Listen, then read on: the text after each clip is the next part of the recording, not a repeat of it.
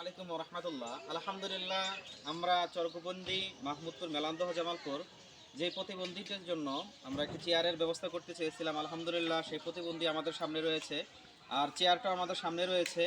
আমরা সহানুভূতি সাহায্য প্রজেক্টের মাধ্যমে বিভিন্ন অসহায় দরিদ্র নিয়ে কাজ করে থাকি।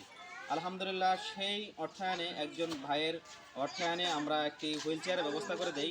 এখন থেকে আমরা যখন তাকে দেখেছিলাম তারা হাঁটাচলা করতে অনেক কষ্ট হচ্ছিল, তো আমরা সেইটা দেখে তার জন্য একটি হুইল চেয়ারের আবেদন করি সহানুভূতি সাহায্য প্রজেক্টের মাধ্যমে। আলহামদুলিল্লাহ আপনারা যথেষ্ট পরিমাণ সাড়া দিয়েছেন। আমরা আপনাদের দানটি উপকৃত মানুষের কাছে পৌঁছে দিলাম ইনশাআল্লাহ। এবং কি তার সাথে সাথে আমরা বিভিন্ন মাদ্রাসা মসজিদ নিয়ে কাজ করে আসছি। আপনারা দান করতে চান আমাদেরকে জানাবেন, আপনাদের দানকে আমরা উপযুক্ত জায়গাতে উপযুক্ত ব্যক্তির কাছে পৌঁছে দেব ইনশাআল্লাহ।